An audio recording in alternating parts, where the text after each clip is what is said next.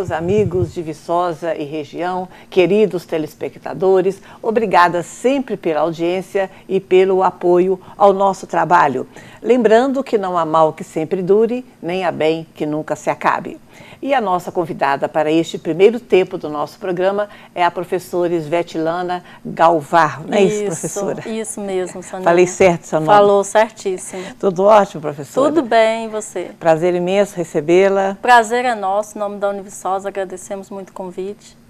Você é professora do departamento do curso de Engenharia Ambiental da Univiçosa. Da Univiçosa.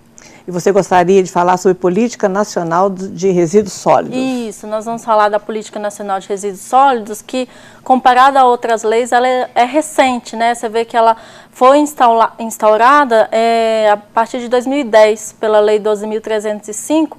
Então, estamos aí há 8 anos vendo os acertos e os erros, né, que podem ser melhorados na implantação dessa lei. E ela tem sido obedecida? Tem, porque agora, não é que antes não existia uma lei, né, que trata do gerenciamento dos resíduos sólidos, só que ela não tinha essa força e não tinha tanta especificidade no passo a passo de como gerenciar os resíduos.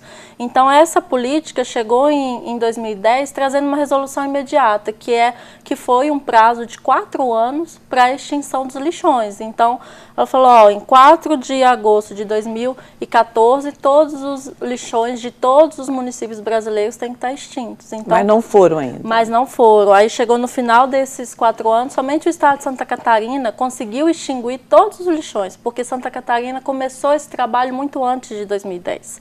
Né? Então ela chegou no final desse prazo sem nenhum lixão e implantado os aterros sanitários. Os outros municípios, como se você pensar na implantação e no dinheiro que é necessário para a implantação de um aterro sanitário, não é algo tão fácil que consiga ser resolvido em 4 anos. Então, ainda foi dado mais um prazo, uma dilação do prazo de mais 2 anos, e a partir de 2016 tem-se então uma fiscalização e uma cobrança legal assim do fim desse prazo e dessa determinação inicial da política. Professora Svetlana, mas qual o desafio, que desafio é esse que não deixa ou impede os municípios de cumprirem essa lei? Desafio maior, Soninha, é aliar a questão econômica, a realidade econômica dos municípios com a exigência da lei.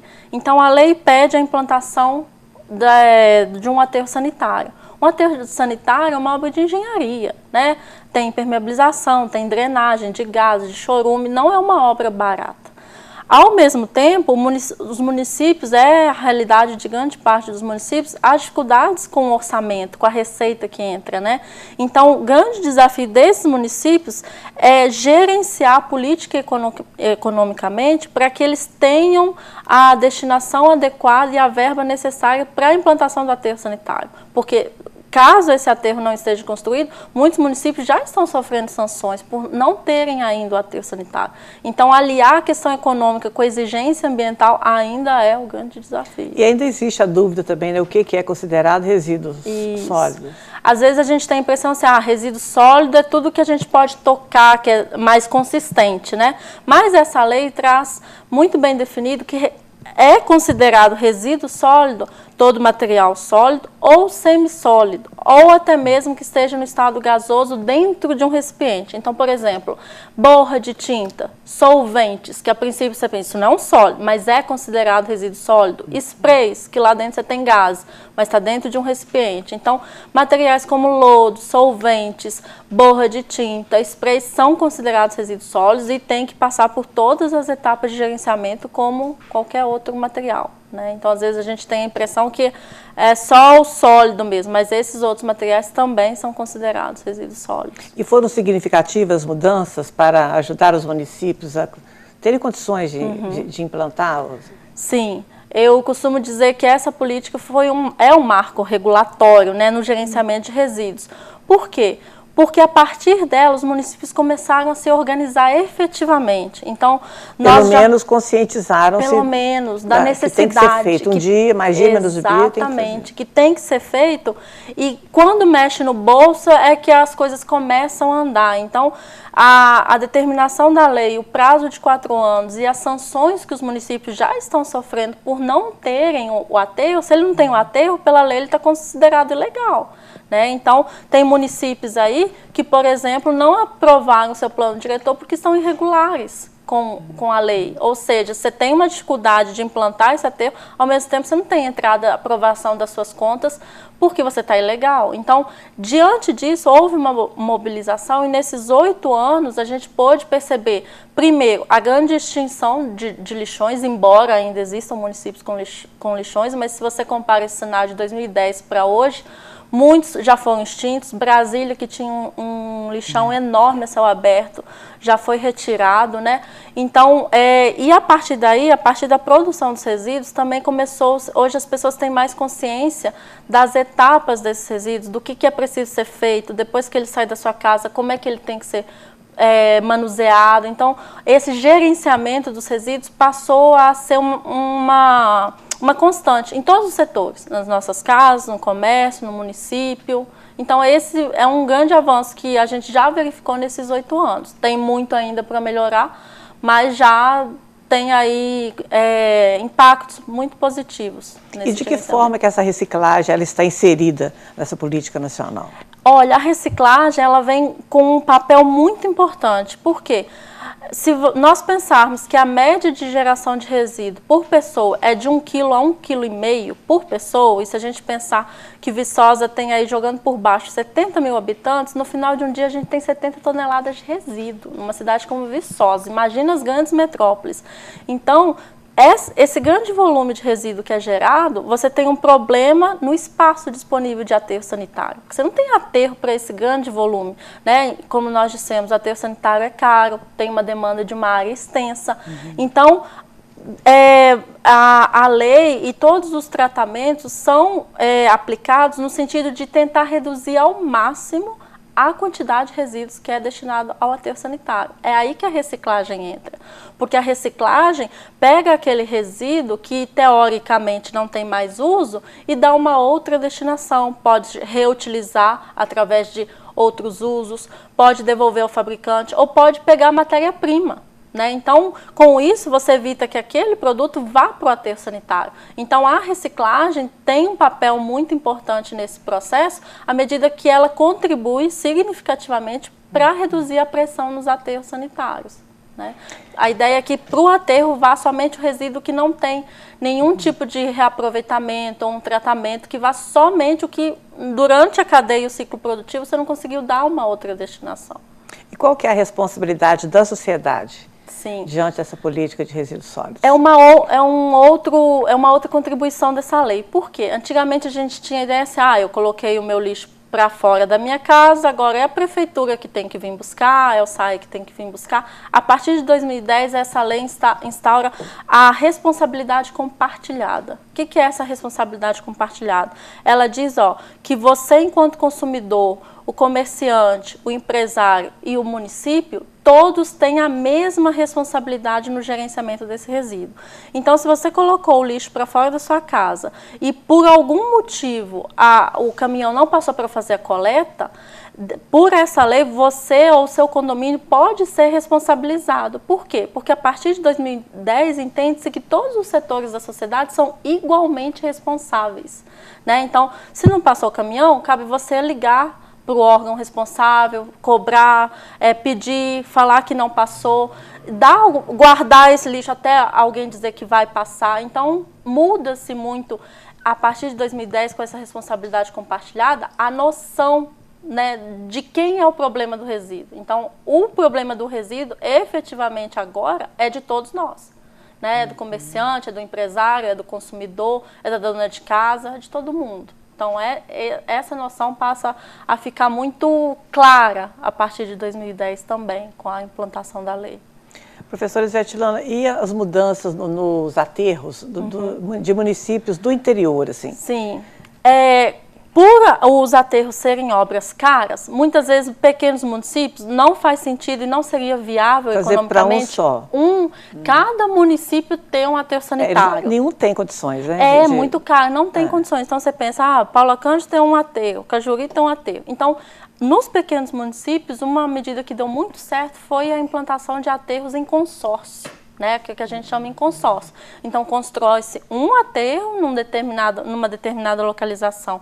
Que for seja melhor ali da região, para que todos possam, 4 ou 5 municípios, destinem todos os seus resíduos para esses aterros consorciados, né? Então, os pequenos municípios se organizaram dessa forma também. E você tem notícia se deu certo? Sim, nós temos perto de Itabirito lá, uma implantação de aterro consórcio que funciona muito bem, porque une-se esforços, une-se dinheiro, une-se um monte de medidas, né, que beneficia todo mundo. E beneficia mais especificamente, inclusive recebendo algum dinheiro por isso? Beneficia-se o município porque ele passa a estar de acordo com a lei. Né? Então, ele não está ilegal. Então, você vê que hoje nós temos municípios que não têm o seu plano diretor aprovado porque não tem aterro sanitário.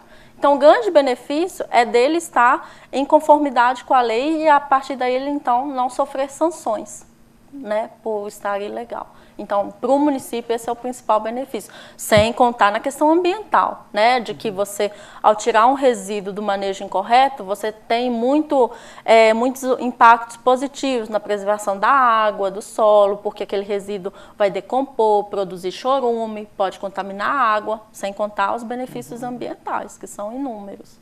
E para o futuro, assim, como você analisa essa situação? Olha, o futuro, Soninha, eu acho que ele vai ser muito mais promissor. Por quê?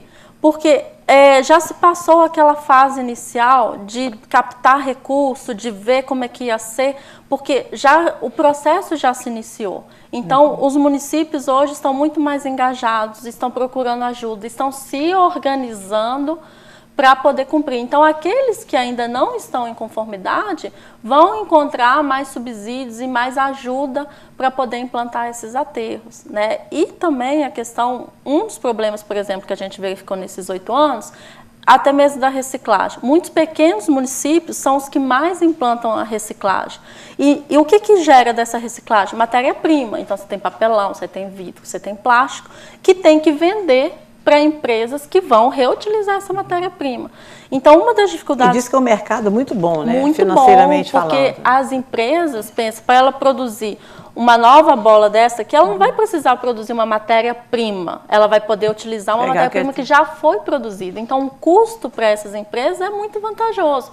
Então, o que se verificou? Que os pequenos municípios tinham a matéria-prima, mas muitas empresas ainda preferem comprar dos grandes centros, Rio, São Paulo, porque ao invés, vamos supor, o pequeno município tem lá 10 toneladas de matéria-prima, que ele separou através da reciclagem, mas São Paulo e Rio tem 100, 200 toneladas.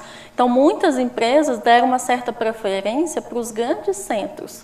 Né? Então, houve uma reorganização, houve uma imposição para que as empresas comprassem também dos pequenos municípios. Então, se você tem uma saída, isso estimula mais a reciclagem gera emprego, gera receita. Então, para o futuro, eu vejo mais municípios conseguindo implantar o aterro, a gente gerenciando os nossos resíduos de forma muito mais consciente. E a lei sendo respeitada. E a lei sendo respeitada, exatamente. E mudança nela não deverá acontecer mais tão cedo. Né? Não, tão cedo não. Ela já está bem específica, ela já está bem adequada clara. Também. Isso, né? Falta só adequar a prática, sair da teoria e adequar a prática, mas em termos da lei ela está bem ajustada. Professora, foi um prazer imenso falar Soninha, com você. O prazer foi meu, muito obrigada. Agradeço-lhe muito pela sua sempre atenção. Nós que agradecemos e estamos à disposição lá na Univiçosa a qualquer momento aqui. Muito obrigada. Tudo de bom. Obrigada. Valeu demais. Obrigada. Vamos ao intervalo, vai ser rapidinho e voltamos em instantes. Daqui a pouco.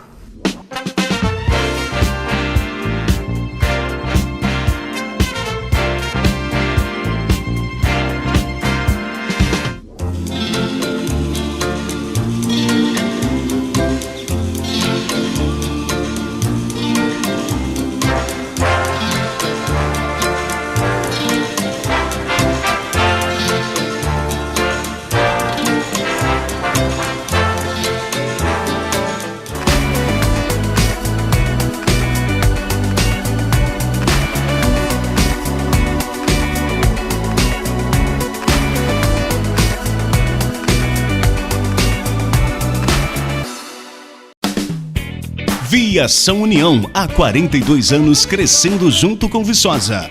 Viaje conosco, use nossos serviços. Viação União, a menor tarifa do Brasil. Viação União, oferecendo o melhor em transporte coletivo, com ônibus modernos e confortáveis. Olá, minha gente, eu tô aqui na Rua Tieta, no bairro São José, mais conhecido como bairro Laranjal.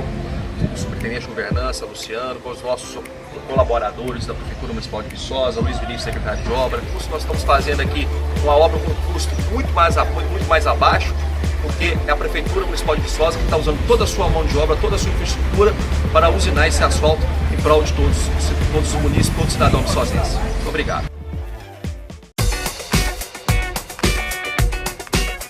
Olá, eu sou Cristiane, sou a gestora do curso de nutrição da Univiçosa. Você já parou para pensar sobre o seu perfil profissional? Você é uma pessoa dinâmica que gosta de estudar o corpo humano e a sua relação dos alimentos sobre ele?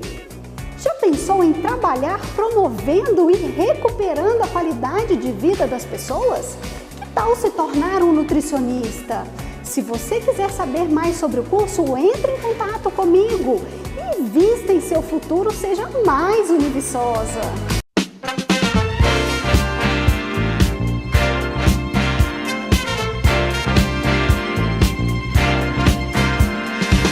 Olá pessoal, já voltamos e neste segundo bloco do programa de hoje a nossa conversa agora é com a professora Silvia Helena de Oliveira Moraes, gestora do curso de fisioterapia da Univiçosa, não é isso, professora? Com certeza. Tudo bem, minha querida? Obrigada pela atenção ao nosso convite. Eu que agradeço, Soninha, de estar aqui com vocês hoje, representando o curso de fisioterapia da Univiçosa. Ótimo. Professora, você me disse que gostaria de explicar sobre a contribuição da fisioterapia para o tratamento do AVE, que é mais conhecido como AVC. Isso. Então, primeiramente a gente vai dar uma definição do AVE, mais conhecido como AVC ou derrame, né, cerebral. Então, por que AVE e não AVC? Então, só para a gente ilustrar, nós temos aqui a calota craniana e dentro as estruturas do sistema nervoso. Então, o cérebro é apenas essa porção superior, em formato de gomos, que a gente está podendo ver aqui, com a sua circulação superficial, mas também profunda. E nós temos também a parte do cerebelo e a parte do tronco encefálico. Então, todas essas estruturas juntas que estão dentro dessa calota craniana formam um encéfalo. Por isso a gente falar cientificamente o nome AVE, acidente vascular encefálico, e não só cerebral, porque cerebral é só apenas essa estrutura superior. Então, hoje a gente vai falar desse tema tão importante que a população merece saber dessa parte da contribuição da fisioterapia, que ela se faz muito necessária. E quais as causas dessa doença? Então, o AVE, ele é um acidente. E como a gente entende acidente, é uma coisa rápida, abrupta, que acontece sem a pessoa esperar. Então, e dentro da circulação do nosso sistema nervoso. Como é que pode ser dividido esse AVE? Ele pode ser dividido em um AVE isquêmico ou um AVE hemorrágico. Um AVE isquêmico, maioria dos casos, 80% dos casos, Soninha, ele ocorre com a falta de circulação no sistema nervoso. Então, o sangue que vem para essas estruturas nervosas, ele é bloqueado, impedido de entrar na rede nervosa. Igual um encanamento, né? Quando a gente tem uma obstrução, né? O vaso sanguíneo ele também pode ser obstruído. Mas por quê? Por um coágulo de sangue ou um trombo. Por exemplo, uma causa principal do AVE isquêmico, né, que a gente falou que é a maioria dos casos, 80%, pela hipertensão arterial. Então, a pressão muito elevada pode levar a uma insuficiência, né, uma pressão muito elevada, falta a circulação adequada para esse sistema nervoso. E não só por um êmbolo, um coágulo, que geralmente acontece no caso de hipertensão, ou no caso também de uma insuficiência cardíaca. O coração não bombeia bem o sangue, forma esse coágulo, e esse coágulo pode sair do coração e ir em direção à cabeça, né, as estruturas do sistema nervoso, e obstruir essa circulação. E geralmente deixa sequelas, né, essa doença? Com certeza. Então, não só a hipertensão, sabe, Soninha, causa. Os fatores de risco também tem o aumento do colesterol no sangue, né, que a gente chama hipercolesterolemia, o diabetes, o tabagismo. Então, são fatores de risco que vão o álcool também, né, que vão ser fatores aí de risco para desencadear o AVE. E não só o isquêmico, como eu estava falando, existe também 20% dos casos o AVE hemorrágico.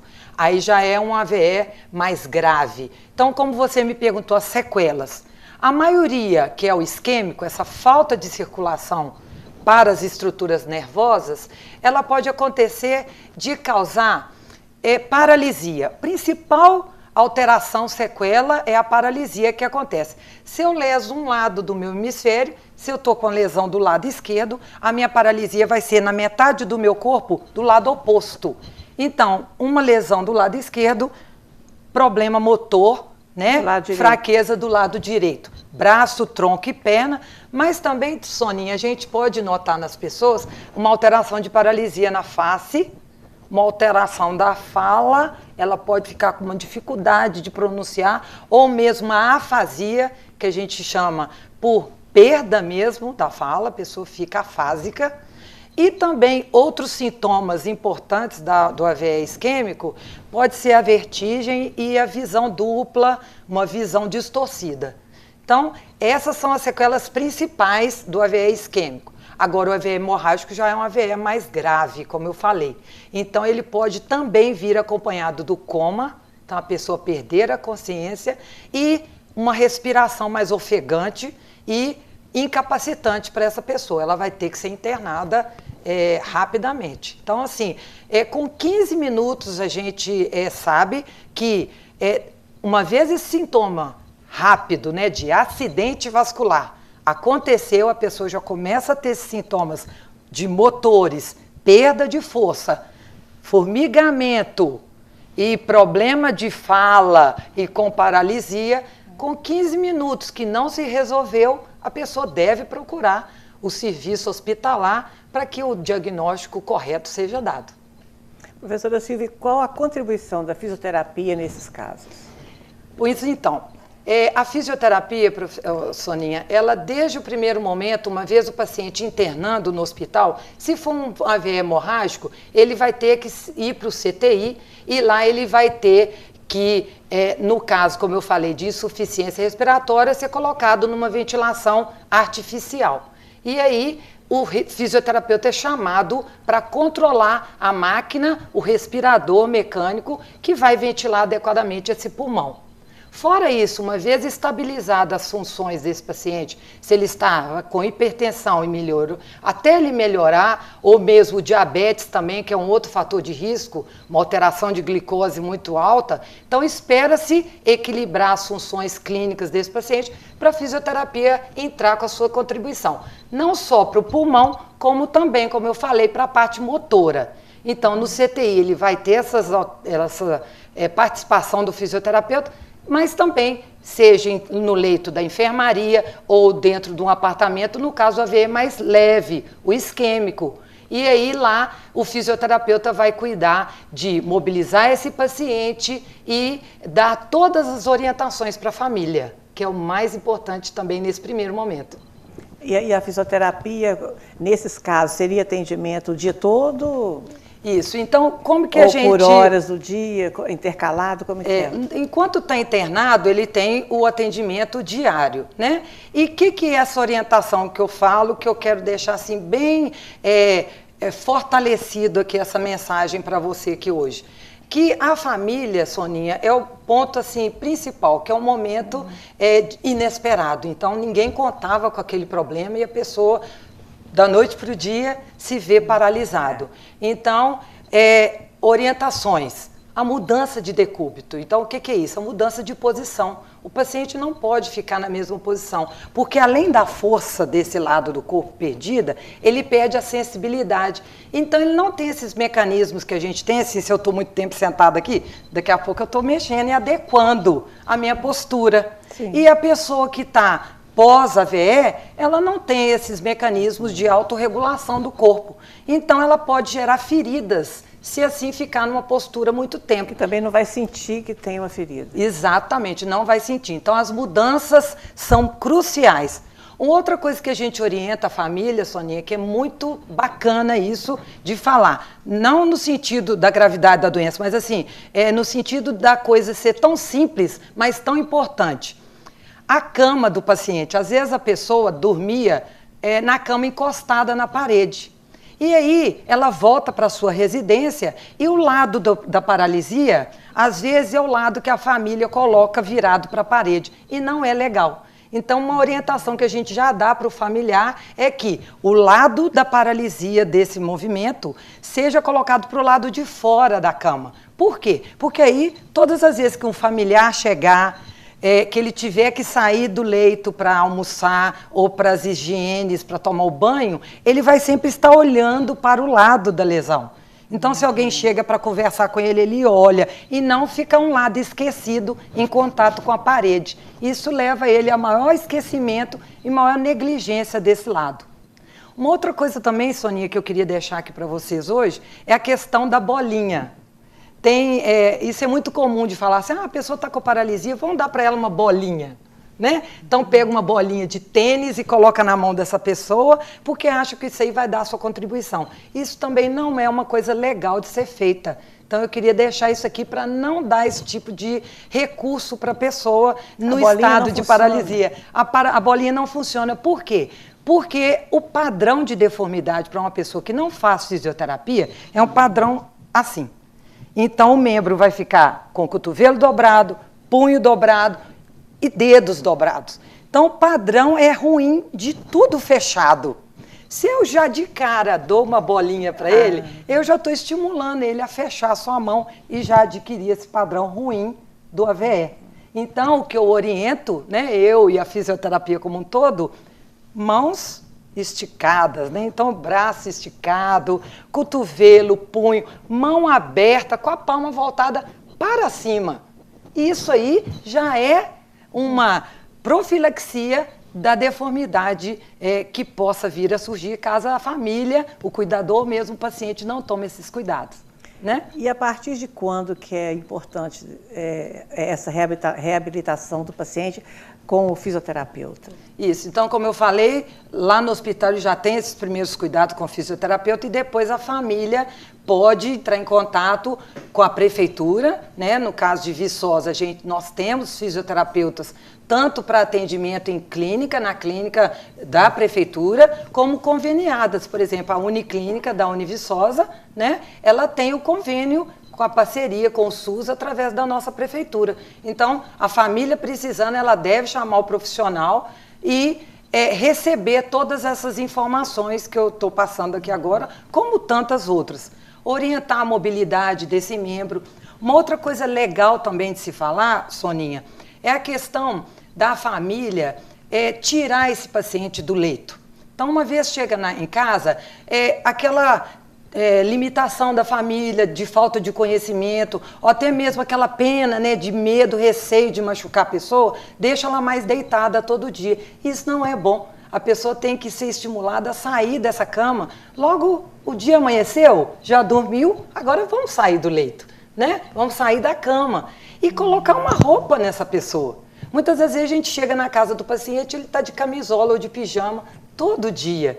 E aí não é legal, ele não sente a mudança nem da manhã para a tarde, para a noite, ele fica todo o tempo acamado. Isso não é bom para o seu processo de reabilitação, de querer voltar para a sua vida diária. Então a gente orienta isso, a mudança, que ele coloca uma camisa, que ele coloca um short, independente de ele estar em uso de sonda ou com fralda, deve-se tentar, porque é possível colocar um short nessa pessoa e uma blusinha para que ela se sinta pertencente ao dia como antes, né? E uma outra coisa também legal de se falar é que na hora que for mudar essa pessoa de decúbito, sair do barriga para cima, virar de lado e ser colocada sentada ou mesmo na poltrona, ter o cuidado com esse membro. Porque muitas das vezes a pessoa não sente e o cuidador vem e traciona, puxa esse braço que está paralisado, essa perna para sair de forma mais fácil do leito. E aí essa tração das estruturas musculares e articulares causam lesão nessa articulação, gerando dor, edema. Isso aí dificulta ainda mais o processo de reabilitação. Então essa reabilitação ela deve ser feita, se a família ajudar, todos os dias, o cuidador e o profissional, e quando o profissional não pode todos os dias, 2 a 3 vezes, né? Sim. Então, tudo isso, hoje a gente entende que a reabilitação não pode ser solitária do profissional só na hora que ele vai lá na casa da pessoa. Porque ele vai lá e fica lá 1 horinha. E as outras 23 horas do dia... Tem que estar todo mundo envolvido, né? Não é? É a participação que faz a diferença. A gente vê, quando a família tem essa cooperação, mesmo que os familiares não possam, que a gente sabe hoje que a vida é corrida, né, Soninha?